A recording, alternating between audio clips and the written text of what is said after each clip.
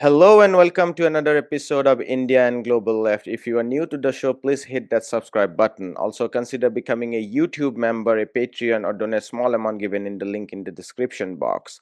Let me introduce to you our guest today, Ben Norton. Ben is an independent journalist and geopolitical analyst known for his in-depth reporting on US foreign policy and global power shifts. He has closely covered Latin America, sanctions, and regime change operations while situating them within the broader context of US decline, multipolarity, and the rise of China. His work consistently challenges mainstream narratives by foregrounding political economy, imperial strategy, and global South perspectives. Ben, welcome back to India and Global Left. Thanks for having me. It's always a pleasure being here. I wanted to start with Venezuela and understand the recent, or let's say almost a year now, US escalation on Venezuela. One of the general questions for people who follow geopolitics is to understand, particularly on US foreign policy, is to understand why and when US administrations escalate against a specific country. So, given the recent escalation against Venezuela, I wanted to ask you, as a student of Latin American history and politics, how would you conceptualize the reasons for US escalation against Venezuela, particularly in the last 10 months or so? Yeah, great question. I'll start with a very broad answer, talking about the kind of main points, and then we can go into detail for each point. One, the US, especially now with Marco Rubio as the Secretary of State and the National Security Advisor, the US hopes that if it can achieve regime change in Venezuela, then there would be a domino effect and the US could overthrow the leftist governments in Nicaragua and Cuba and impose hegemony over the entire region. So this relates to another issue, which is that the Trump administration has made it clear in its national security strategy for 2025 that the US is trying to impose hegemony in the entire Western Hemisphere, and it's bringing back the 200-year-old colonial Monroe Doctrine with the so-called Trump corollary to the Monroe Doctrine. And the US says very clearly that it wants to cut off China's relations with the region. So the US is trying to remove all of the independent governments in the region, especially left-wing governments, but particularly those that are close to China and also to a lesser extent Russia and Iran. Of course, Venezuela is closely allied with China, Russia, and Iran. So the US hopes that if it can overthrow the Venezuelan government and then also the Nicaraguan and Cuban government and put in right-wing pro-US regimes, that they would cut ties with China and Russia and Iran. And then the US has also very pro-US right-wing governments now in Chile. We can talk about that. I mean, a far-right Pinochet supporter in Chile, Argentina, of course, Peru, Ecuador. I mean, in most of the countries now in Latin America, there are pro-US right-wing governments. The big two kind of remaining targets of the US are Brazil and Colombia. Mexico is a special case. We can talk about Mexico, but Brazil under Lula and Colombia under Gustavo Petro, and Colombia has an election coming up this year. So you can bet that Colombia will also be further targeted by the US. So there's the geopolitical element. Another significant factor is, of course, natural resources. Venezuela has the world's largest oil reserves, and Trump has made it very clear that he wants to exploit Venezuela's natural resources. And US companies, especially ExxonMobil, have been really trying to get access to Venezuela's oil ever since in 2007, the revolutionary former president of Venezuela, Hugo Chavez, fully nationalized the oil industry, and he forced out foreign companies that refused to allow PDVSA, the state-owned company, to have a majority share in all projects. But it's not just oil. Of course, Trump has said that the US owns Venezuela's oil. He's made it very clear. He said that Venezuelan oil belongs to these US companies that previously had concessions before it was fully nationalized, which is this kind of colonial rhetoric. He also said that he wants to take control of Venezuelan land. But there are other resources as well. And this gets to another issue, which is related to the national security strategy, which is the US has been desperate to create a new supply chain as it prepares for future conflict with China. And the House of Representatives has this committee on China, which is extremely hawkish, and they prepared a report that discusses ideas to create a new supply chain because China dominates the supply chain, especially for critical minerals. So what the US is trying to do, not only according to the national security strategy, but also according to this report on a new critical mineral supply chain that was written by this US House Committee on China, they both proposed that Latin America and the Western Hemisphere as a whole should become the new site of a comprehensive supply chain, especially for critical minerals. Venezuela has a lot of known reserves of critical minerals, including rare earth elements. And also Greenland, by the way, is known for having many important critical minerals and rare earth elements. Trump wants to colonize Greenland also for those reasons and to create more military bases in Greenland as climate change leads to melting of some of the ice in the Arctic, and it makes it easier for ships to travel through the Arctic. So the US wants to militarize the Arctic and prevent China and also Russia from using the Arctic region, not only for trade, but for military purposes. So all of these issues are linked. Venezuela is kind of the grand prize. And then finally, in addition to all of these factors we've discussed, there's just simply, in addition to the geopolitics, there's the fact that Venezuela has been politically a major symbol of resistance against US imperialism, going back to the election of Hugo Chavez in 1999 when he came in as president, and he ushered in the Bolivarian Revolution, which for people who might be confused, this is not a reference to the country of Bolivia, this is a reference to Simón Bolívar, who was the revolutionary general who successfully led the independence movement against Spanish colonialism. And infamously, Bolivar wrote that the United States was kind of replacing the Spanish Empire.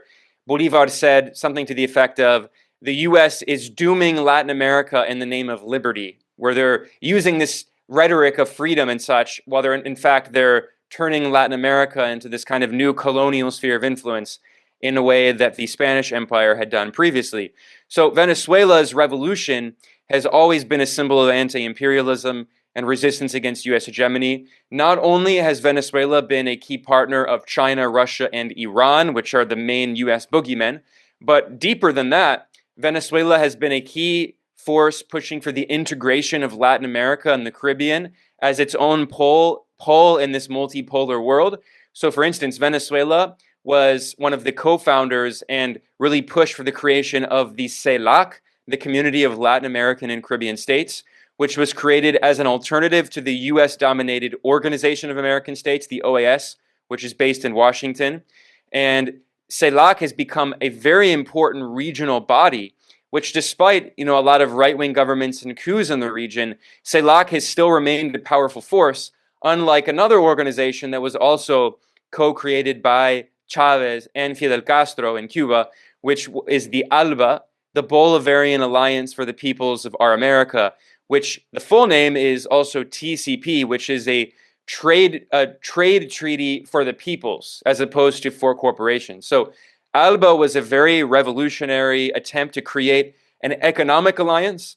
CELAC is a political alliance of the countries in the region to deal with their issues, kind of like an AU, if you will, like an African Union. It's not exactly the same, but comparable. Whereas the ALBA is an economic alliance, and it sought to deepen regional trade in Latin America and to de-dollarize. This is something that Venezuela has been trying to do for over 20 years. From the very beginning of the Bolivarian Revolution, Venezuela understood the power of oil as a kind of tool of global South countries. And it really goes back to the 1970s, when oil was seen by the global South as a potential anti-imperialist weapon against the US-led West, which at that time was still very dependent on oil imports. The situation has changed a lot today because the US is now the world's largest producer and exporter of oil and natural gas because of the shale boom and fracking. But you can go back to the 1970s when OPEC, at least in its early days, OPEC kind of had this global South oriented idea of using oil as this cartel in order to extract rents from the global North, from the imperial core that had exploited the global south for so long. And Venezuela, at least under Chavez, was trying to bring back this idea. It wasn't very successful, but they had some success before, this counter-revolutionary wave in Latin America. And the ALBA was also an attempt to create a new Latin American currency. They did create a new Latin American currency, which was called the Sucre. It didn't really last that long, but because Ecuador was a major supporter under the left-wing president Rafael Correa, and he lost power. So anyway, the point is that Venezuela has really been a major thorn in the side of the U.S. empire, and the Trump administration thinks, and in particular Marco Rubio thinks, that if it can overthrow Venezuela's government and put in a compliant right-wing regime, first of all, it would privatize all of Venezuela's natural resources and sell them off to U.S. corporations. And Maria Corina Machado, who's kind of the main U.S.-backed opposition force, she was in Venezuela. Now she's abroad. She left, but Machado has been supported by the U.S. for over 20 years. Her organizations were funded by the CIA, cut out the National Endowment for Democracy. She represents the most extreme of the right-wing opposition forces, and she has said very clearly that she wants to carry out mass privatization, and she pledged that it would be worth $1.7 trillion of assets that would be sold off. A lot of people have called into question what exactly those would be, like where does she get that figure from? But she has repeatedly said $1.7 trillion of assets, including not only oil and gas and gold and other minerals, but also land for real estate luxury real estate in tourist areas and things like that, energy. She wants to privatize everything. I mean, she is an Ayn Randian. I've done a lot of research on Machado. She has written some libertarian-oriented articles. She wrote this intro to this libertarian book and all this stuff. I mean, she's like a very ideological neoliberal, like Javier Milei in Argentina. So the U.S. obviously would love to have her in power, but also geopolitically, the idea is that if Venezuela has this very pro-U.S. regime that would isolate China and Russia and Iran from the region, it would also be a major launching pad for destabilizing Nicaragua and Cuba, and basically turn the entire region into this kind of U.S. imperial sphere of influence. I mean, that is really fundamentally the dream of people like Marco Rubio. This is what he's dedicated his entire career to. And he obviously is kind of the driving force behind this. I'm not in any way trying to absolve Trump. Trump, of course, is on board with all of this. But we all know that Trump doesn't think a lot about foreign policy. I mean, he's also a war criminal. He has this absurd rhetoric of being a peace president. He's bombed 10 countries as president. And in fact, I'm not in any way absolving Joe Biden, who was also a horrible war criminal. But in fact, Trump has now bombed more countries in his first year than all of the 4 years in terms of the number of bombs dropped by Trump. He's dropped more bombs in 1 year than Biden in all 4 of his years. And again, I'm not absolving Biden, but obviously Trump, this idea that he's a peace president is absurd. It's ridiculous. He is a warmonger and an imperialist, but especially with Marco Rubio kind of leading the charge. I mean, this is for Rubio, this is kind of an ideological crusade, and he really thinks that he can pull it off. I wanted to pick two of the three pillars or reason you outlined: U.S. geopolitical interest to regime change and dominate the region, resource interest of U.S. corporation, and the resistance. So I wanted to pause the resistance question because I'll come back to it. But if you could tell us your thoughts on the relationship between the Marco Rubio style geopolitical interest or approach to Venezuela and Cuba in the region, and the approach and the interest of U.S. corporations. You mentioned ExxonMobil and its willingness to exploit more resources freely in Venezuela. I'm also thinking about Chevron. It already has a lot of leverage in Venezuela. In fact, part of the left, mostly the anti-Maduro left in Venezuela, to the extent I mean, there is a debate whether they are left or not. I don't want to get into that, but there is a debate within Venezuela about the extent of privatization and extent of relationship with U.S. corporations like Chevron or private interests. So my question is, what is the link between the U.S. corporate interest and political hawks in Florida and the U.S.? What is the link between the two? It's a very interesting question because actually, one might think that the hawks in Florida and Miami would be in bed with the oil companies. But in fact, to be honest, some of them don't want the oil companies to operate in Venezuela because they want to further isolate and economically strangle Venezuela. And some of them are actually angry about Chevron being allowed to operate in Venezuela because they see this as a concession being made by the US to Venezuela, which provides some breathing room for Venezuela, which is not entirely wrong, actually. They want like complete economic suffocation. So let me explain here. It's a little complex, it's a little nuanced. So, first of all, we'll talk about this so called left opposition. I've been to Venezuela many times. I speak fluent Spanish. I know a lot of people there. The so called left opposition is absolutely tiny, completely irrelevant. Even online, they're basically irrelevant. I mean, it's just like a joke. The fact that they even get attention is just a joke. Like, no one in the country actually talks about them. They're irrelevant. Now, in terms of why the Venezuelan government did make some of these concessions, I mean, it's pretty obvious. You can only go so far ideologically if, one, you're under a complete blockade, which Venezuela has been under an economic blockade officially since 2019, when Trump declared an economic embargo of Venezuela. And now it's not only an economic blockade like the Cuba style blockade, but it's actually a full on naval blockade, a military blockade. So the US military is physically trying to prevent Venezuela from exporting its oil, except for Chevron. So we'll get to the Chevron issue. So Venezuela has been a petrostate for over 100 years. Well before Hugo Chavez was even born, Venezuela has been a petrostate. However, for the vast majority of Venezuelan history, the proceeds of that oil revenue went to a small handful of elites in Venezuela and, of course, foreign companies, primarily US corporations. So Chavez, I mean, some people point out that technically in 1976, under the previous president Carlos Andrés Pérez, CAP, it is true that Venezuela's oil was nationalized constitutionally, but it was kind of more of a formality. And there were always massive concessions given to US companies who had majority stakes in many projects. So it was not really like a true nationalization. And at first they were more committed to it, but then especially in the neoliberal era, in the 80s and 90s, we saw that there were many concessions, very heavy concessions with majority stakes given to US companies.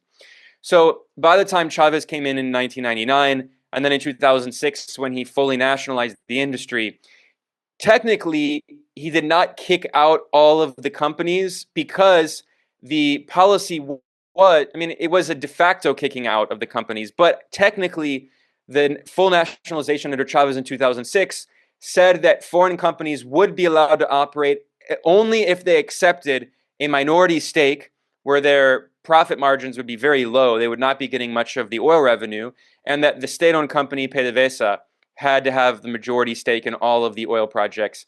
And that means that pretty much all these companies voluntarily left because it would not be profitable enough for them. So bringing us back to Maduro now, the US government began imposing sanctions on Venezuela in 2015, starting under Obama, actually. Hugo Chavez died in 2013 in strange circumstances, and then Maduro won the election. Immediately, the US backed more coup attempts. You can go back to 2002 when the US backed the first coup attempt in April of 2002 that briefly overthrew President Chavez, the democratically elected leader, and the US tried to put in power, tried to recognize this right-wing multimillionaire oligarch Pedro Carmona, who was not elected in any way. It was a complete, just totally blatant coup, and it failed. But there were many other coup attempts. Chavez died, Maduro won the election, and then the US-backed opposition figure, Enrique Capriles, claimed that there was fraud and the US tried to back a coup attempt in 2014. This is when they brought out the famous guarimbas, these blockades, these very violent barricades where they killed Chavistas. And anyway, that was the first of many coup attempts under Maduro. And then, so that was the first kind of destabilizing factor. Then the price of oil collapsed for a variety of reasons we can talk about. This is a very complex geopolitical moment. You also saw that Russia reincorporated Crimea into Russia. You know, this infamous annexation of Crimea that Ukraine talks about, and all this. Like, it's very complicated history. We don't have time to get into the coup, the U.S.-backed coup in Ukraine. Anyway, so the U.S. responded to that by putting very heavy sanctions on Russia. And the Obama administration was trying to pressure Iran to go to the negotiating table for the JCPOA, the Iran nuclear deal. And then, of course, there was this coup attempt happening in Brazil to destabilize Dilma Rousseff with these protests that were backed by the U.S. So it was kind of this perfect storm. There are reports from Reuters that the Obama administration sent Kerry, who was the Secretary of State at the time, over to Saudi Arabia.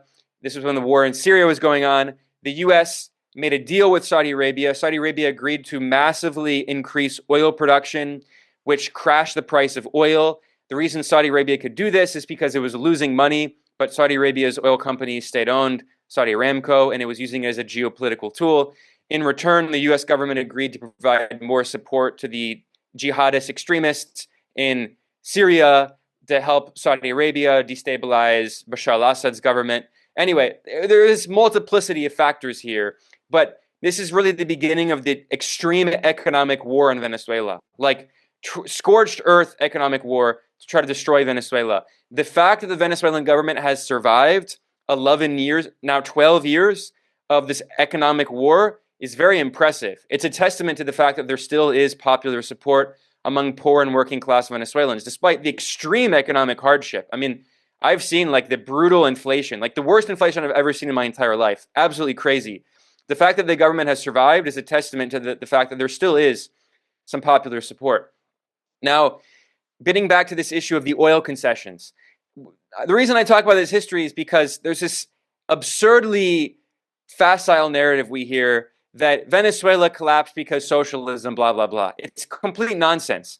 The Venezuelan economy crashed. I mean, it was a really difficult moment. It's been recovering. In fact, Venezuela now has has the fastest growing economy in Latin America if you exclude Guyana, which is a very special case because Guyana has become just like this massive oil producing country that U.S. corporations are. I mean, there's a lot of growth in Guyana, but Guyana is not actually receiving most of the benefit of that because they have these very unfavorable agreements where these U.S. oil companies are just making out like bandits and exploiting Guyana's oil.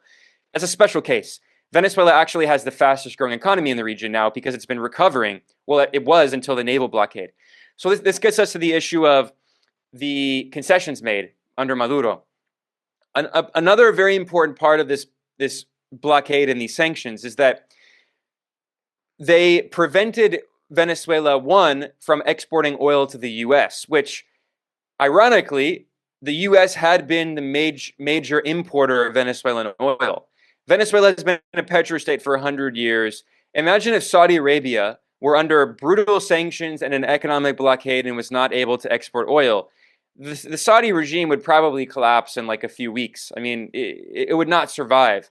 Whereas Venezuela was able to survive despite the fact that the U.S. was its largest trading partner. And China has now become the largest importer of Venezuelan oil. So that has been a lifesaver. And China doesn't care about these illegal unilateral U.S. sanctions. China imports more than 80% of Venezuelan oil. However, there are some other issues. One, Venezuela has very heavy crude, so it needs to be refined. And Venezuela's main refinery company is called Citgo, and its refinery arm was based in the United States, which, looking back at it, you maybe could say it was a crazy idea. But at that time, they never thought that the U.S. would just go to the extreme lengths of extreme piracy of just literally seizing a multi-billion-dollar company that belonged to a foreign government. But that's what the U.S. did.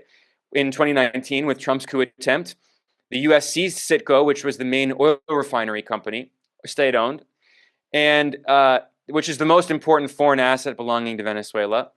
So then it became extremely difficult for Venezuela to refine its heavy crude. Venezuela also needed to import lighter crude, sweet crude, and also chemicals that like naphtha, for instance, which are chemicals needed in order to domestically refine and process this heavy crude that you can't use because Venezuela has some of the heaviest crude on earth. It's very difficult to process. So Venezuela, because of the U.S. blockade, was unable to import most of that. It didn't produce any of it domestically. And then there's the technology factor, which people don't think about. So yes, Venezuela nationalized its oil industry, but Venezuela does not have engineering companies that create oil drilling infrastructure. Like, this is very complex infrastructure that is made by a small handful of companies, which are primarily US and European companies. Now, other companies do exist. For instance, China and Russia have their own domestic drilling infrastructure and technology that they've developed. Even Iran, because Iran has been under sanctions for so long, since the 1979 revolution.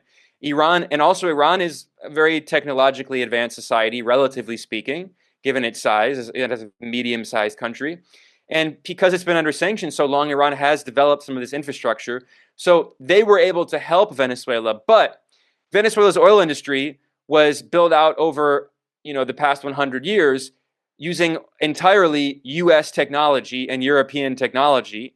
And when the US started imposing sanctions on Venezuela in 2015, it became very difficult for Venezuela to import a lot of that technology to maintain their oil infrastructure, not yet alone to modernize it. Like, you have to constantly upgrade and fix this machinery that breaks over time. There's these fixed assets. They have capital depreciation.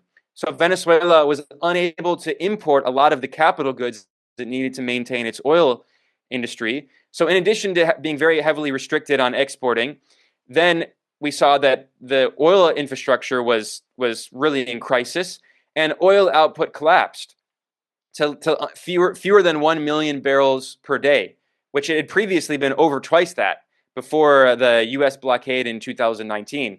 And it has been steadily falling, but especially it collapsed with the Trump coup attempt in 2019. So there was some support from China, Russia, and Iran, especially Iran, by the way, which probably, in terms of the size, Iran provided the most support.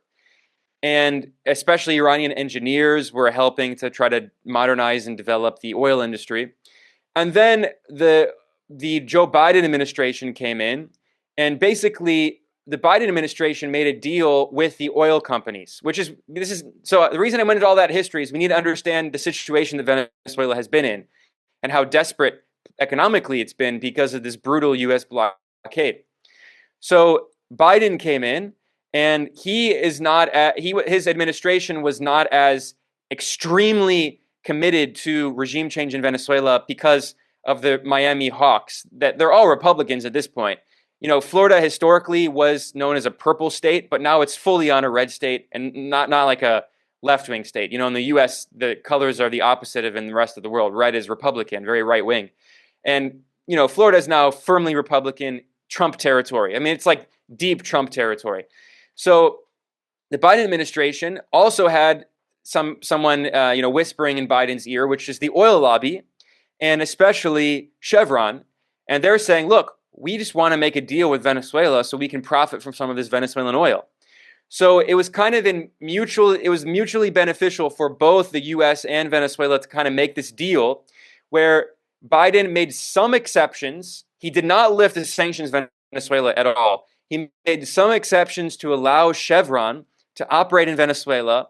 And Maduro made this strategic calculation that because Venezuela's oil infrastructure was still so heavily dependent on the US and on imports of this technology, Venezuela can't just develop its own domestic oil drilling company overnight. I mean, this is going to very few countries can do this. Like, you need very advanced engineers with high wages.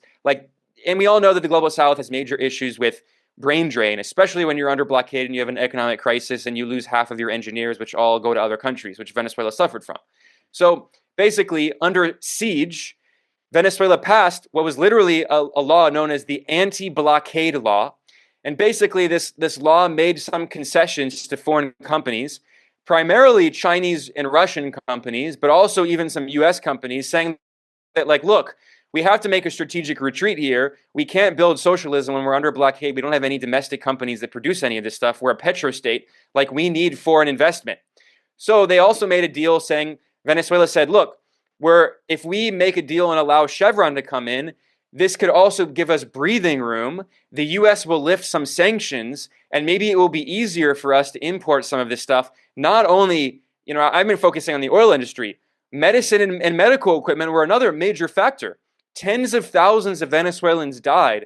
According to UN experts, tens of thousands died. Also, there was a very good paper, a research paper that was published by the Center for Economic and Policy Research that in Washington, D.C., and this was by Jeffrey Sachs and Mark Weisbrot, and they found that in 1 year, from 2017 to 2018, in 1 year, the U.S. sanctions on Venezuela caused, let me take that back. It might not be 2017 to 2018, whatever. In 1 year, according to this research paper, I don't remember which year it was specifically, 40,000 Venezuelans died in a conservative estimate because of the illegal unilateral U.S. sanctions.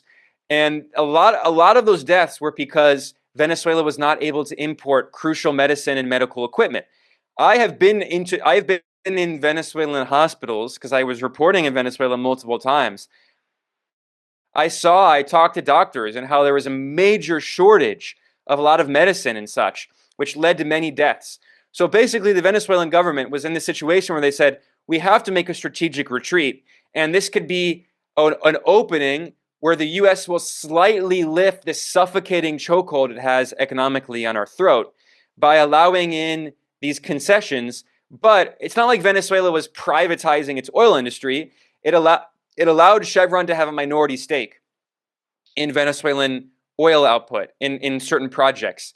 So, I mean, again, this is a strategic retreat. This like ultra-left critique of Venezuela saying, how dare they allow a foreign company to operate? I mean, they were in such a desperate situation where they're saying, we either allow in some foreign investment to help us repair our oil industry and increase output, or we don't have any oil output. The Venezuelan government is still getting a very good deal on that oil output. It's revenue that's going into the coffers of the Venezuelan government, which is being invested in the Venezuelan people. So, I mean, this like fake left opposition, it's absurd.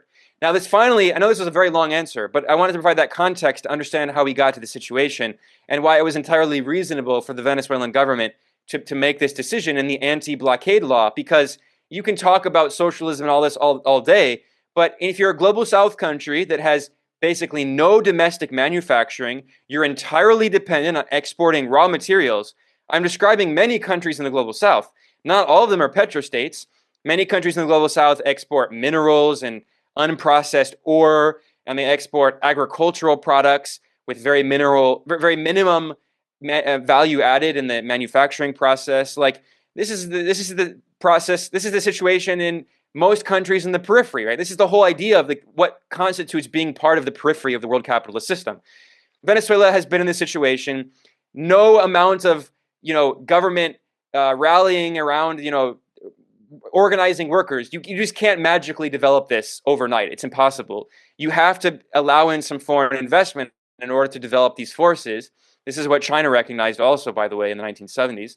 So Venezuela made this decision, assuming that it would lead to a slight softening of the U.S. blockade, which honestly it did. I mean, it's not like the Biden administration was friendly to Venezuela or like supported Venezuela. It's not true at all.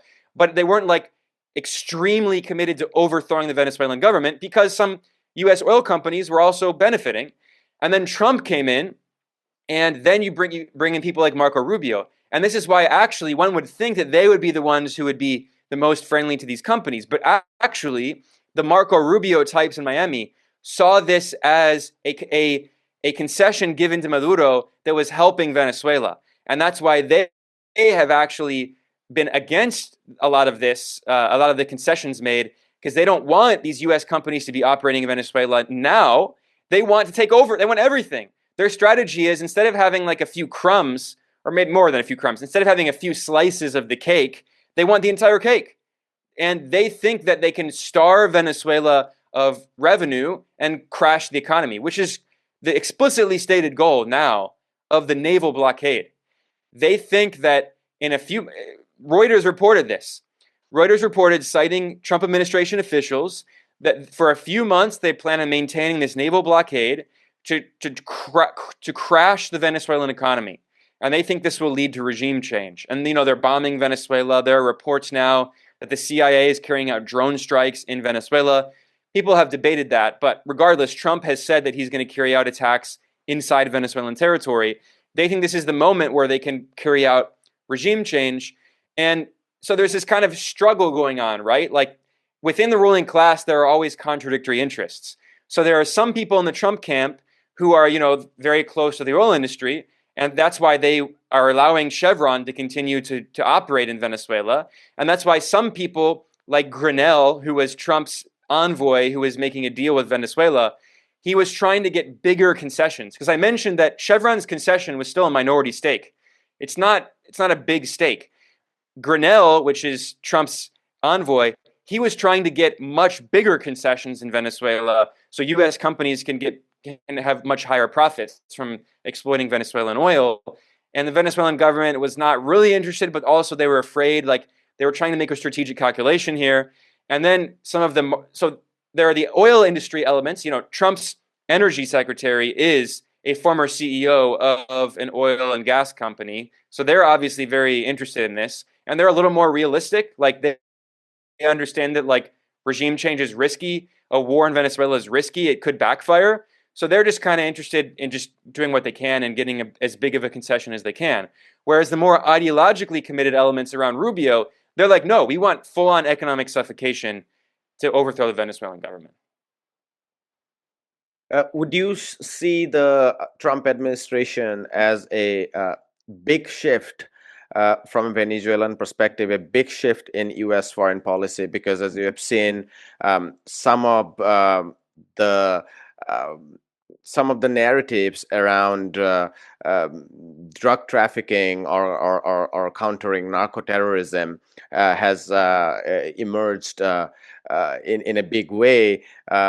Even though the idea that Venezuela represents a national security threat to the United States has been, I mean, it's much older, but the Obama administration in 2015, when it imposed the sanctions, explicitly escalated Venezuela as a national security threat. So in some ways, this has been going on for the last 12 years. But the narratives in media, earlier we used to see the narratives as authoritarianism, Maduro banning political parties or not holding local elections, mismanaging of economy, creating humanitarian crisis and migration crisis, etc. I mean, those were the dominating trends. Now it seems to have shifted more towards drug trafficking. Is that a shift, or is that not a shift? It's just rhetorical. It's fake. I mean, in terms of a shift, obviously we've seen continuity between Republicans and Democrats. That's very common. The Obama administration started the sanctions on Venezuela.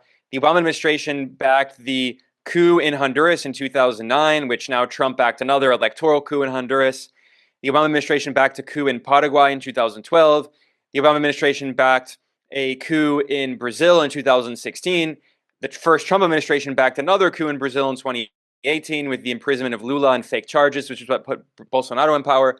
Obviously, there's continuity. With that said, I'm not in any way trying to absolve the Democrats and saying they're lesser evil. But, if you're governing a country, you can't, it's one thing if, we're intellectuals and we're trying to analyze a situation ideologically. But if you're the governor of a country, if you're a foreign minister, like you have to think in terms of realpolitik. You have to think in terms of relative balances. And for Latin America, despite the many attacks by Democrats, left-wing governments for the most part have seen Republicans as much more vicious and much more interventionist. I'm not saying that they're like they supported Biden and Obama. They also recognize that they didn't have their, they also had their own ulterior motives. But I mean, just objectively speaking, look at Trump's first term and the coup attempt in Venezuela and the blockade of Venezuela and the coup attempt in Cuba and the coup attempt in Nicaragua in 2018, which was very violent. So, like, again, I'm not saying that the Democrats are like, I'm not personally saying that like they're the lesser evil and we should all support the Democrats, but I'm saying if you're governing Venezuela and you look realistically at Biden and Trump, despite the fact that Biden certainly did not end the economic war in Venezuela and lift the sanctions, he was certainly not as aggressive against Venezuela. And it was not as much of a priority for him. And certainly under Marco Rubio, I can't name who it was, but I'll say, a diplomat from a Latin American country. I remember he told me when Trump announced Marco Rubio, a diplomat famously, I can't say who it is, but he told me, he said, literally, I would rather have Satan as the U.S. Secretary of State than Marco Rubio. So this is the feeling of many. Of course, this is from a left-wing country. So the right-wingers in Latin America, they love Rubio because he's one of them. But I mean, Rubio is like it's not just Trump. Trump, of course, is bad enough, but like Rubio is really like the king of what are known as the gusanos, like the extreme right-wing forces who many of whom were wealthy elites and honestly slave owners from Cuba who went to Florida after the Cuban Revolution. Actually, many of them went before the Cuban Revolution, which succeeded on the 1st of January of 1959. By the way, Rubio has lied for most of his career, claiming his parents were so-called refugees of communism, which they were not refugees and they were not fleeing communism. They actually were migrants who voluntarily left Cuba before the Cuban Revolution. And he's lied about that for much of his career. But I mean, like, Rubio is like, he is the Pope of the far right, the Latin American far right. And in terms of Trump, in Venezuela, there in the first Trump administration, Venezuela famously, Maduro made the decision to have like their government slogan was "No más Trump," no more Trump. Like that, they had these big protests. I went to some of them. I took photos and videos. You can find them online. They all had signs like "No more Trump." Like that was a big part of it. Like they were trying to join in like this anti-Trump resistance. And then when Trump won the second term, at first there were some people in Venezuela who thought that Trump could be negotiated with, right? Like, and this is the mistake that some people make. They're like, oh, and still you hear some MAGA people say this. Trump is a businessman. He's pragmatic. That's the narrative. It's not true. But there are some people who thought that maybe Trump could be negotiated with and they could make some kind of deal. And Trump did have this guy, Richard Grenell, who was the envoy, who was meeting with Maduro, and there were some people in Miami who were very angry about like the Chevron deal that was made, even though that started under Biden and it was continued under Trump. But then, of course, now we see that has all ended. So, like, Trump claims that he's going to negotiate, but at the end of the day, he only negotiates with countries when they actually have more leverage over the U.S., like China. The reason that Trump was forced to the negotiating table is because of, one, China's export restrictions on rare earths, which was like the ace that China had that really was devastating to U.S. companies, especially the military-industrial complex, because they can't produce anything without Chinese rare earths. And then also because of the U.S. bond market, and the U.S. was really concerned that China could dump treasuries, and the U.S. is already dealing with, the yield on 10-year treasuries has been persistently high despite the fact that the Fed is cutting interest rates. So like the U.S. is dealing with bond market issues. So China had a lot of leverage. Venezuela doesn't have leverage over the U.S. So we now see like, the Trump administration really thinks at this moment, like Trump himself has made the assessment. I'm sure Marco Rubio has convinced him, but like this is not. Trump supporters love to absolve Trump, and they say it's not Trump, it's all the people around him, it's all the neocons. It's like, yeah, Trump appointed them. In the first term, they were like, well, the deep state forced Trump to appoint all these neocons to all around him, like, Mike Pompeo, the CIA director who became the Secretary of State, and the worst neocon of all, John Bolton, who was Trump's national security advisor. And all the Trump apologists said he was forced to do it by the deep state. Well, now we're in Trump's second term, dark MAGA, as his supporters claim, and once again he surrounded himself by a bunch of neoconservative war hawks, including Marco Rubio, who has been a war hawk his entire career. He supported every war. He was one of the main cheerleaders for the war in Libya in 2011. And by the way, who is Trump's Secretary of War, who renamed the Pentagon the Department of War, Pete Hegseth, who's an insane mouth-foaming neoconservative, also a maniac pushing for war. Like, These are the people Trump has voluntarily surrounded himself with. So like these MAGA supporters are so naive and frankly so stupid who believe Trump's peace rhetoric. Well, Trump again has bombed 10 countries. So I'm not absolving Trump, but like really, Marco Rubio is like the death knell. Like in the Latin American left, they frankly like if Rubio heard me saying this, he would be very happy. Like he would share this with all his friends. But like they really do fear Rubio, and they're right to fear Rubio because like this is for Rubio, it's not just about the economic interests of U.S. corporations. It is an ideological crusade that the Miami right has been dedicated to for many decades, ever since the Cuban Revolution in 1959. And they truly think that they can pull it off.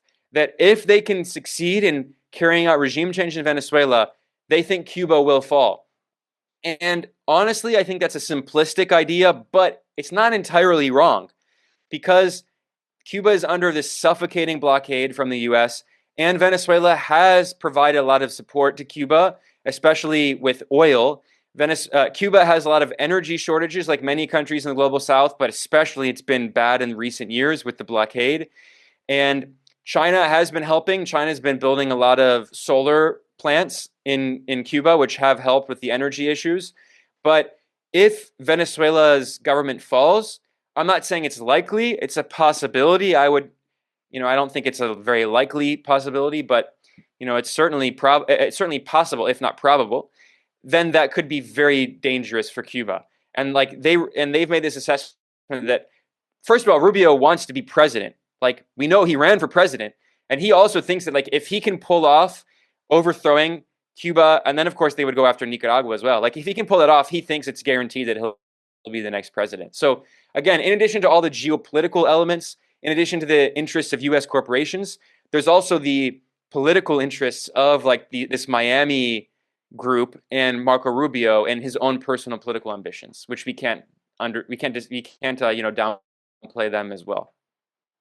I guess it would be interesting to hear your thoughts on the US response to the growing influence of China in the region, or you can say the US response to the growing ties between Latin America and China, because influence also kind of assumes that this growing tie mimics the older Cold War relationships, which had a much direct political alliance at that moment with the um, politically split between the USSR and the United States. We've seen massive expansion of ties between many countries in Latin America and China. Venezuela is one of them, but even countries under right-wing governments. Recently, there was a huge article in the Financial Times about Chilean cherries becoming this lead export sector in China because of how cherries are valued in China as good omen. Does the US administration feel politically threatened by this rising trade and investment ties? We have also seen Chinese investments in the energy sector, port sectors, and other infrastructure across the region. Does the US administration feel threatened? And secondly, what is the response of US corporations? Because Chinese corporations across multiple segments are eating up some of those markets, including Amazon markets. So how does the US business class feel about this, and how does the US political class feel about the growing ties between China and the Latin American countries?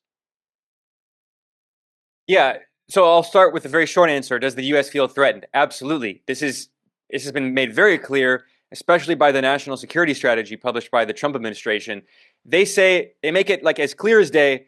They want Latin America to cut its ties with China, politically especially, but even to the extent they can economically. Now that is very unrealistic. Politically, actually, I think it is realistic. If they can put in power all these right-wing puppet regimes like they've succeeded in Argentina and Chile and now Honduras, and they want to do it. They want to do it in every country in the region. I mean, that's the goal. And they'll back coups when it's necessary. They'll interfere in elections when it's necessary. Politically, they want an entire region that is pro-U.S. But Economically, it's much, much more complicated. Brazil is an interesting example, right? China is the largest trading partner of South America, period. The number one, well, outside of the region, if you're not excluding, Argentina trading with Brazil. Looking at external trading partners, China's the number one and massively rising over time. In terms of all of Latin America, if you exclude Mexico, China is the largest trading partner. Obviously, Mexico is a special case. I mentioned that earlier. And that's because Mexico shares a massive border with the US. It's a neighbor of the US. And because 80% of Mexico's exports go to the US. I mean, these are economies that are deeply integrated. Mexico also has a free trade agreement with the US, previously known as NAFTA. And this is why the Trump administration forced Mexico to put a 50% tariff on China. Now, of course, there are some Mexican companies that don't want to compete with China. And there are other issues we can talk about with, Chinese companies are extremely competitive, and it's hard for a lot of companies in the global south to compete with them. So, I'm not entirely against, by the way, like especially global south countries protecting their own domestic industries with tariffs. But in the case of Mexico, those tariffs would not have been 50%. The reason they put 50% tariffs on China is because the Trump administration told them to. And of course, Mexican industrialists, they like that. But it's because Mexico has a free trade agreement with the US, and because they knew that this would incentivize Chinese companies to build factories in Mexico, which many have, by the way. Lenovo opened up a factory in northern Mexico in order to build laptops and then export them to the US with no tariffs because they have a free trade agreement. So this is also what's happening now in Southeast Asia, where Chinese companies are, opening factories and adding some value to the production process in like Vietnam and Thailand and Indonesia, and then exporting to the US. And they're not considered Chinese goods. Some people call that transshipping. It's actually not transshipments. Like transhipments are something different, but they're actually adding value to the production process, which is why a lot of these companies, like in Southeast Asia, a lot of these countries in Southeast Asia, they're welcoming this investment because it's more local jobs and helping them to move the value chain. But anyway, Mexico is always a special case. Excluding Mexico, China is the largest trading partner of Latin America. However, what's interesting is the US and Latin America are competitors when it comes to trade.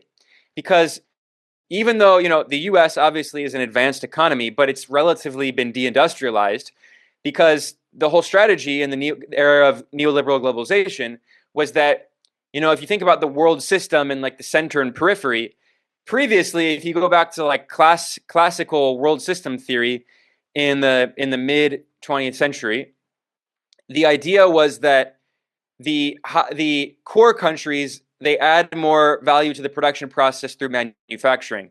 But what we saw with high-tech manufacturing and the globalization of supply chains is that actually manufacturing is now like in the center in the value chain. It's not at the top of the value chain like it used to be. The top of the value chain is designing. It's the high value-added services of intellectual property, of designing the technology, which is then produced in the semi-periphery countries like China, and now that supply chain is moving to other countries, Southeast Asia, even India to an extent. So like the supply chain became more varied and larger and longer and more complex. And the US specialized in the very high-end monopolies where there's very few competitors, so you have extremely high profit margins from like designing the iPhone and things like that, right?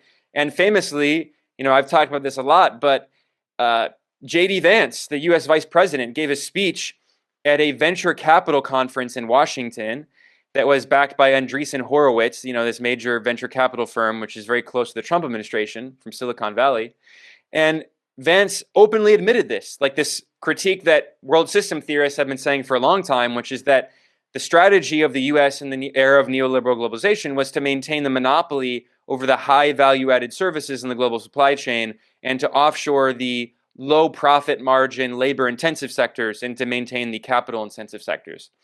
So anyway, the reason I go into that is because when you look at the U.S. economy, at the high-end sector, obviously China is a competitor, but also the U.S. is now, it's funny, you see like the U.S. economy has some elements that are like similar to Latin America, although they're a much smaller percentage of GDP. Like you look at the exports of raw materials in most global south countries, they represent a huge share of the economy. In the US, the oil industry is not a major part of the economy, but it's still an important sector and it's influential. And the US is now the world's #1 producer of oil and natural gas. The US is also a major agricultural exporter. Typically, the advanced capitalist countries in the core are importers of energy and importers of food. Like look at Japan, for instance.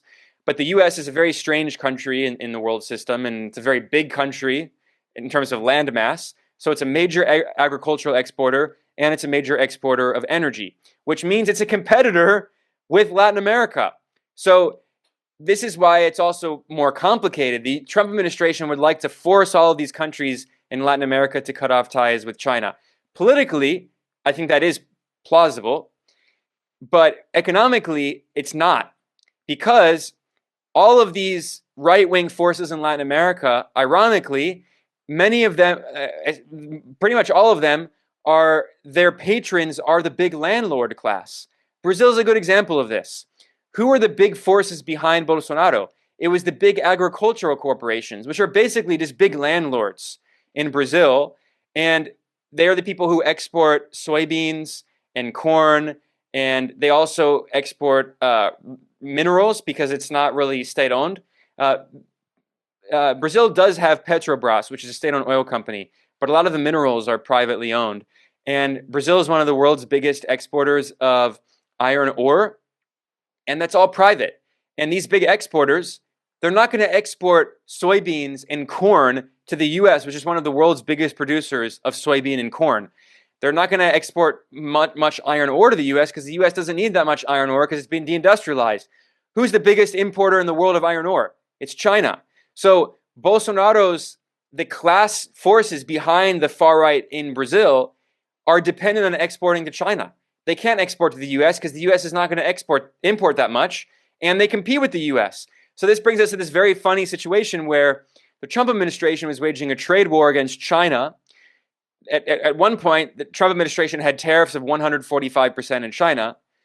So one of China's responses, I already talked about the restriction on the export of rare earths, and China potentially, there were reports that China was reducing, potentially dumping, not like mass dumping, but was selling off some of its treasury securities, which is a reason that there was this volatility in the US bond market, which really scared the Trump administration and Scott Bessent. So those were cards that China had. But another major card that China had was soybeans. China is the world's largest importer of soy. It has 1.4 billion people. Soy is a big part of the Chinese diet, tofu. So instead of importing soybeans from US farmers, China was importing those soybeans from Brazil and Argentina, which is very funny because Argentina now has a very right-wing pro-US leader, Javier Milei. And at the same time, one of the big bases of support for Milei, in addition to the financial sector, which is mostly private and linked to Wall Street and run by a bunch of compradors, like his Ministry of the Economy, Caputo, who is a former JP Morgan executive, and he worked at Deutsche Bank. And by the way, Javier Milei's Ministry of the Economy and central bank are run by JP Morgan executives. So in addition to Wall Street, another big political base of support for Milei is the big landlords in Argentina, who are all very right-wing, and they're very against the left-wing Peronists, especially the Kirchnerists. So they all backed Milei, but they're also dependent on exporting their soy and corn and other agricultural goods and beef, because Brazil and Argentina are big producers of beef. They're also competing with the US, which is a producer of beef, and they're exporting to the Chinese market. So the class forces, the capitalists who support the far right in Latin America, are dependent on exporting to China. They can't export to the US. They compete with the US. So this led to the funny situation where China was importing more soy from Argentina, which was actually helping these big capitalists who back Milei. And instead of importing those soybeans from US farmers, and US farmers overwhelmingly, we call them farmers. I mean, they're also like big landlords. Like they're not like, we're not talking about campesinos. We're not talking about peasants. Like in India, where so much of the population is still working in subsistence farming. We're talking about big, big ag corporations. But so many of these big ag farmers voted for Trump. They were a major force of political and economic support behind Trump. So then the Trump administration was talking about spending billions of dollars to bail out US soybean farmers because they couldn't sell the soybeans to China. So, I mean, this is obviously a very complicated geoeconomic situation, right? Where the US wants to pressure all these countries in Latin America to break off their ties with China. And politically, they have succeeded in the right-wing regimes. But economically, the opposite is happening. Ironically, under Bolsonaro, what we saw is that Bolsonaro did not care about manufacturing at all. A lot of the industrialists, even though there are certainly right-wing industrialists, I mean, they're all right-wing pretty much because of their class interests. But there were some industrialists who were more supportive of the Workers' Party and Lula because Lula comes from an industrial background. But he comes from a labor background. And obviously, if you don't have industry, you can't have labor unions organizing that industry. So there's this kind of strange alliance where Brazilian unions, labor unions, and Brazilian industrialists have this kind of love-hate relationship where they need each other, whereas all the big landlords were all the Bolsonaro supporters. So ironically, under Bolsonaro, trade with China massively increased, and the Brazilian economy deindustrialized under his neoliberal policies because he ended all industrial policy. Also, Brazil has a major development bank.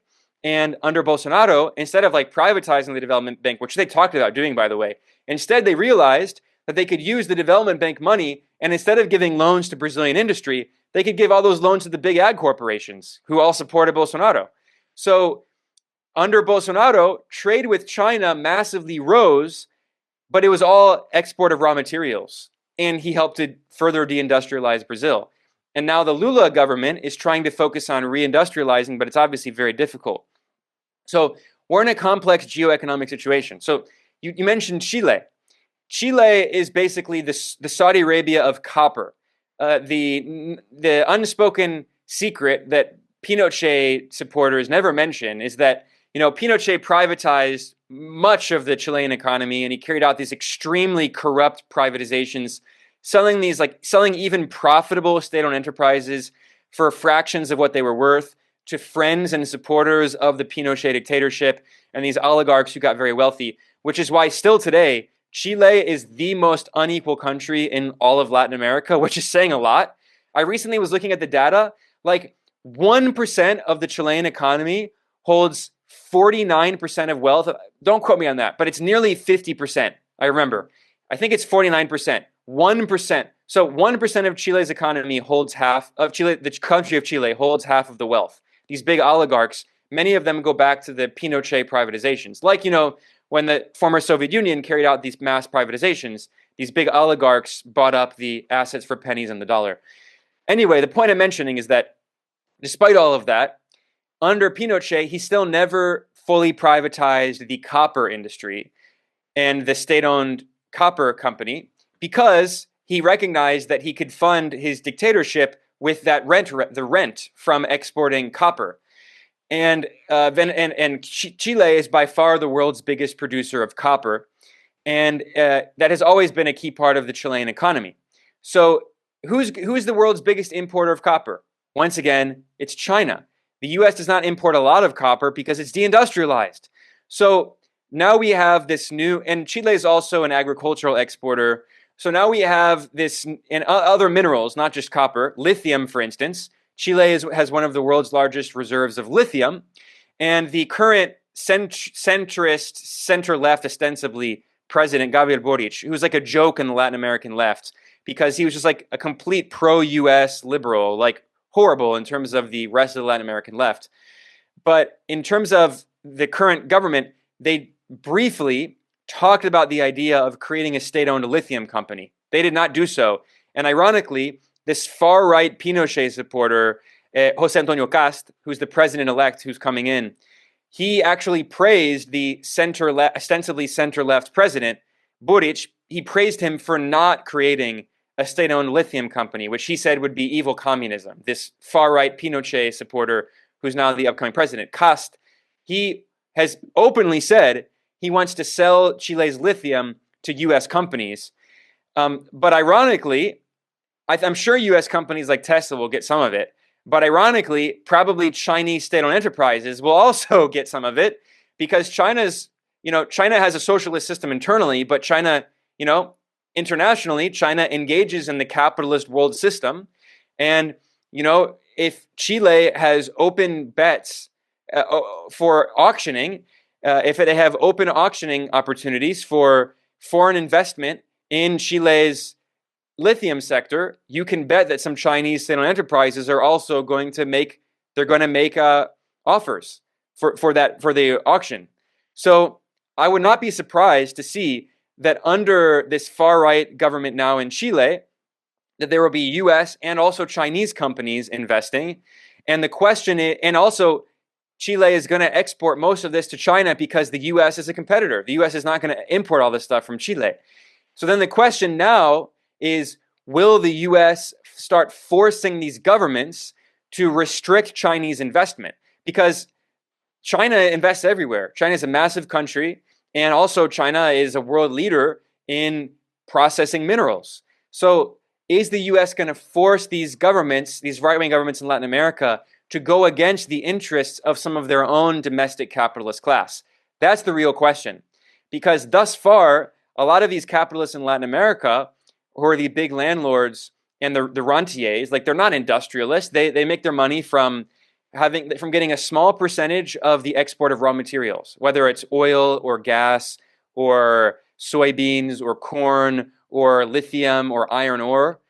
The question is, will their own political the governments, like the Bolsonaro types, I mean, it's not going to be Bolsonaro, but these types Cast in Chile, like, will they agree to go along with that? And then there's one other quick element here. So I mentioned that, like, if you look at the Latin American left, which makes sense, the Latin American left politically is very pro-China, but economically is more protectionist because they understand that it's very difficult to compete with Chinese companies. And that's perfectly logical. And I perfectly defend their right, like, to protect their own industries.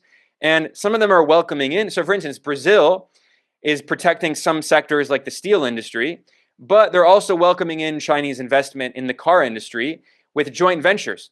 I think that's great. They should do what China did. China protected its local industry and made joint ventures with foreign investment. That's great. But politically, they're very pro-China. Whereas the right-wing forces in Latin America are politically extremely anti-China.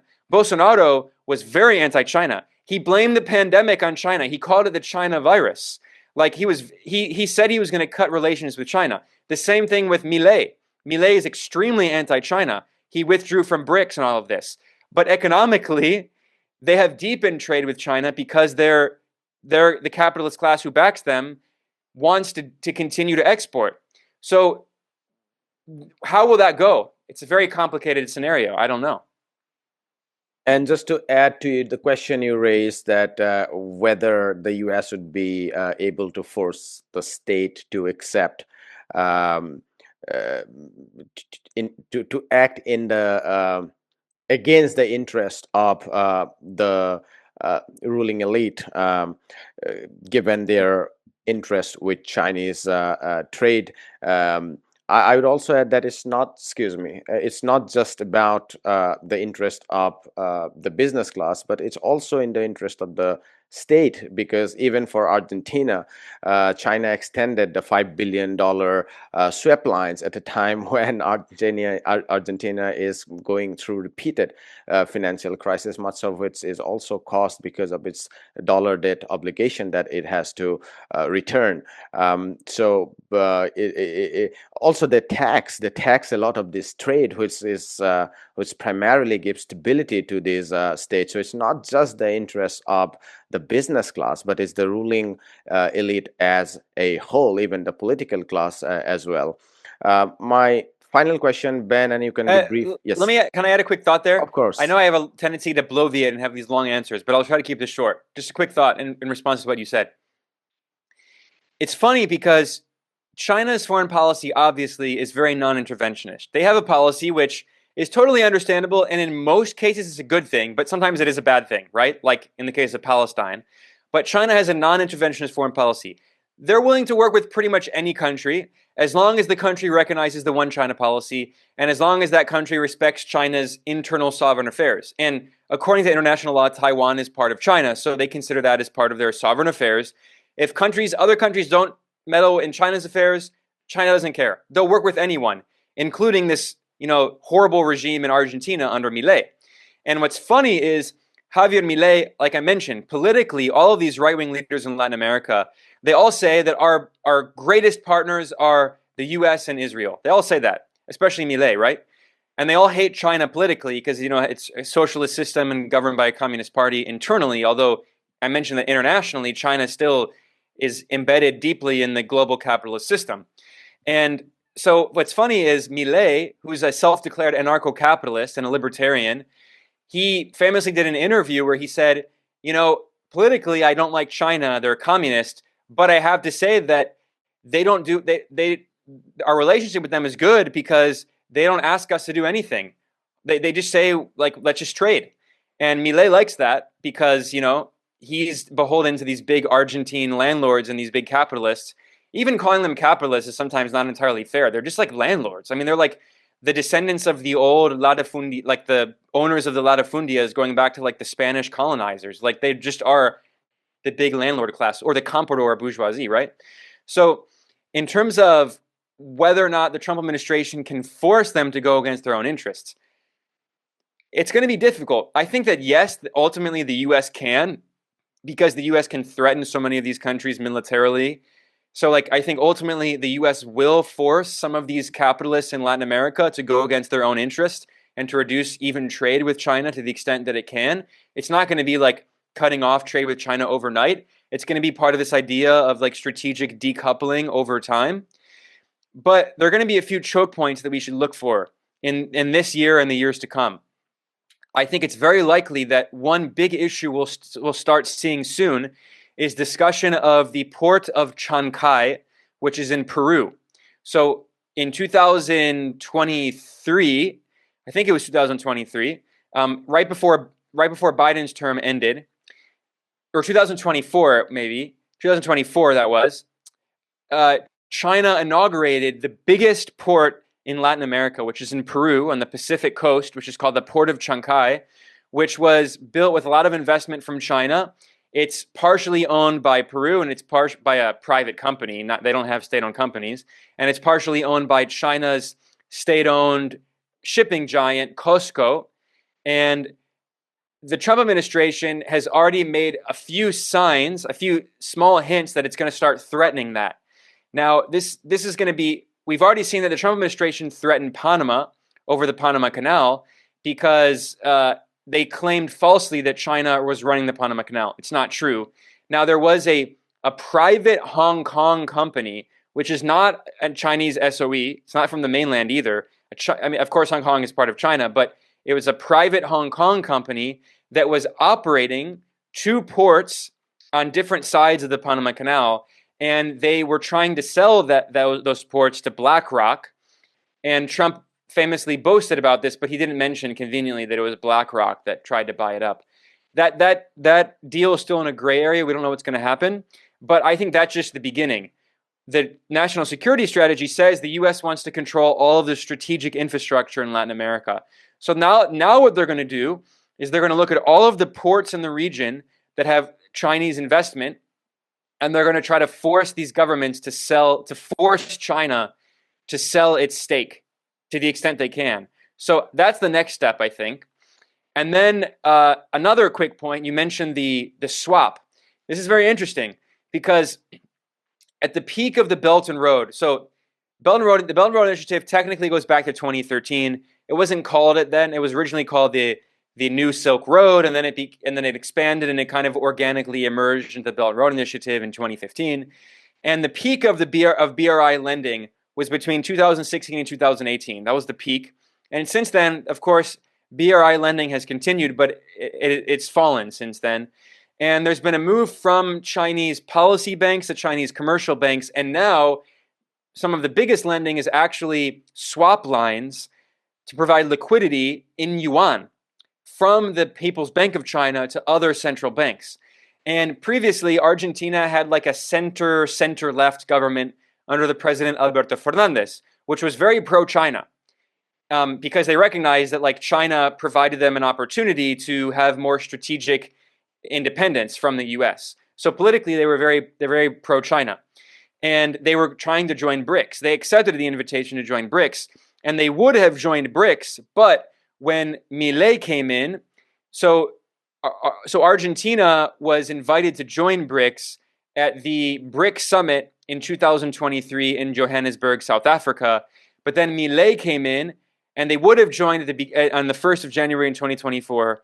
And Milei came in, and he withdrew Argentina from BRICS before they officially became a full member.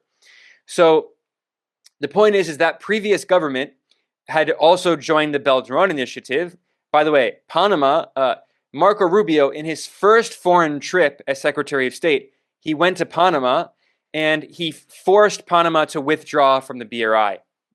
So that's going to be another big step, is the U.S. is going to force all of these countries to withdraw from the BRI. Honduras is the next one. Honduras is not only going to withdraw from the BRI, I think it's very likely that Honduras will be one of the few countries that actually it's going to formally break diplomatic relations with the People's Republic of China and recognize Taiwan, which only 11 countries have done. They represent 0.48% of the world population. It's almost no one, but Honduras is going to do that under U.S. pressure. So after the U.S. backed an electoral coup in Honduras. In the case of Argentina, you mentioned the swap line. This has become another kind of political controversial issue. So according to Scott Bessent, there have been contradictory statements publicly, because, the Trump administration will say something and then they'll contradict themselves. But there were many reports that Bessent, as part of the deal that this very strange deal, unorthodox deal that Bessent made with Argentina, that the Trump administration was blatantly meddling in Argentina's election their midterm election, to try to help the right-wing party of Javier Milei, which is called Freedom Advances. And basically the Trump administration said that we're going to give you all this money and bail you out if people vote for your party. If people don't vote for your party, we're going to economically suffocate you. So obviously, that's what the U.S. calls a free and fair election. You threaten to destroy the economy of a country if they don't vote for your puppet candidate. And Milei's party did pretty well. Some people exaggerated how well he did. They didn't get a majority, but they did much better than most people thought. So the U.S. meddling succeeded, and the U.S. offered this $20 billion line. But what's interesting is that finance is actually not from the Fed. It was from the Treasury, which is very strange.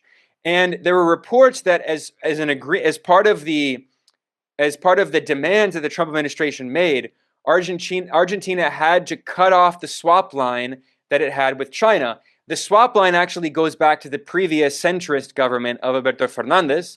And the reason that they got that swap line is because the penultimate president of Argentina, the second last president, who is a right-winger, Mauricio Macri, who was very pro-U.S., and he's a he's a decades-long friend of Trump. They go back many decades, and they did business together. And Macri was a multimillionaire oligarch, and he took on the biggest IMF loan in history, and it was so corrupt. The Trump administration politically did that to try to stabilize the peso in Argentina, to try to bring down inflation, to meddle in Argentina's 2018 election, which ultimately Macri lost. But the Trump administration tried to use that IMF loan to stabilize the peso and also to fund capital flight. It was a blatant violation of the IMF's charter, which says that it's supposed to not provide loans for capital flight, which is what it did. It was so corrupt. And so then this center-left government of Alberto Fernandez came in Argentina, and they said that this is an illegitimate loan. And at first, the left wing of the administration, because they made a kind of coalition between the centrist forces of the Peronists and the left-wing Peronists, they made a coalition. And then at first, the left-wing faction, represented by Cristina Fernández de Kirchner, said, we should not pay the IMF debt. It is illegitimate. We're not going to pay it. But then the centrists won out, and the center, honestly, center right forces of the Peronists were given control of the finance ministry, and they said, yes, sir, or yes, ma'am, in the case of the IMF, yes, ma'am, we will do whatever you want, ma'am. And they renegotiated the debt and they continued paying it, which was completely illegitimate. So the reason that they got this swap line from China is, interestingly, it was basically a way of China to help Argentina move to pay the IMF debt, basically to move Argentina's debt off of its own balance sheet onto China's balance sheet. It's interesting. So, like previously, the Kirchners, who are the left wing in Argentina, the main left wing leaders, Nestor Kirchner and Cristina Fernández de Kirchner, they're the ones who paid off the IMF debt in the early 2000s at the peak of the commodity boom. They paid off the IMF debt and they refused to ever borrow any more money from the IMF. And they significantly reduced Argentina's external debt. It was not the left wing that was responsible for the indebtedness in Argentina, it was the right wing. And which is the opposite of this propaganda we hear in the corporate media, saying that all the left-wing Peronists were running these horrible deficits. Well, yeah, they had domestic deficits in pesos, but they were not taking on foreign currency debt, which is what all the right-wingers do, the neoliberals. They were running fiscal deficits. I mean, the US is running fiscal deficits of 60% of GDP, but those are dollar deficits. They're not taking on foreign currency debt. The Kirchnerists significantly reduced foreign currency debt. And that's why they were deeply against taking on more money from the IMF. They saw it trap them in debt they could not print to pay off.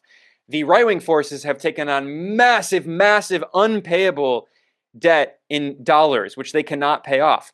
Argentina now is by far the most indebted country to the IMF. Just Argentina now represents nearly 1/3 of all IMF debt. Argentina's debt owed to the IMF is more than 1,000% of their quota. It's just like so corrupt. It just shows how the IMF is an instrument of US foreign policy.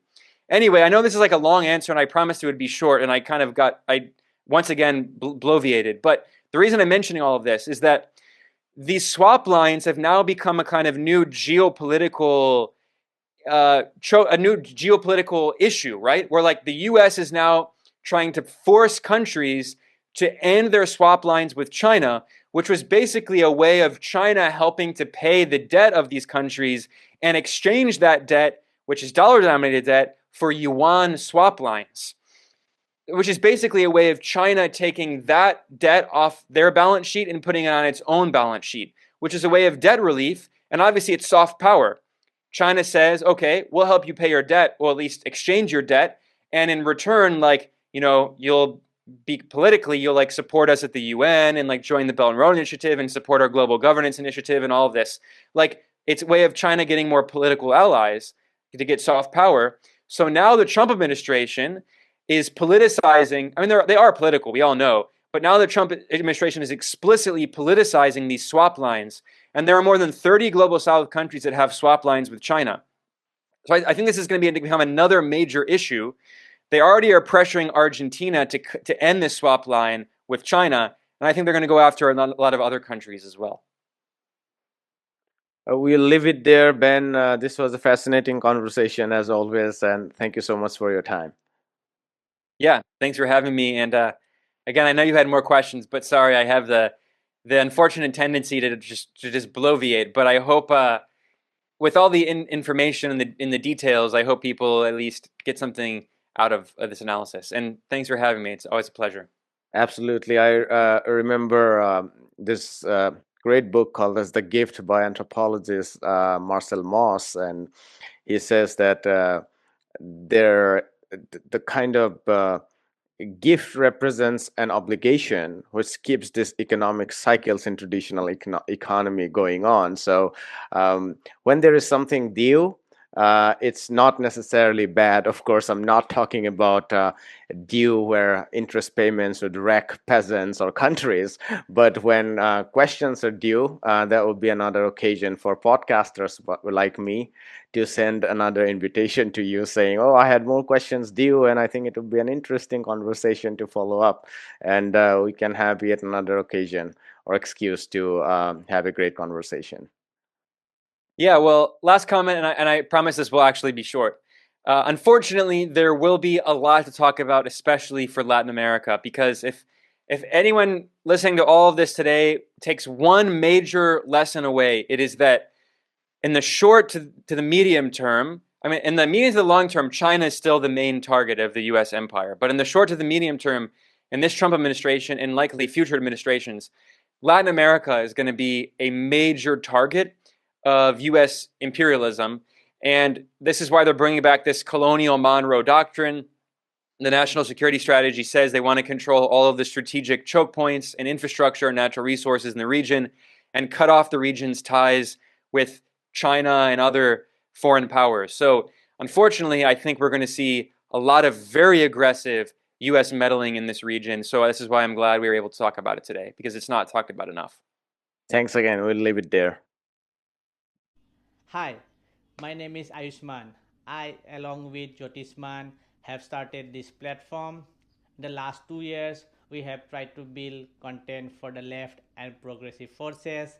We have interviewed economists, historians, political commentators, and activists so far.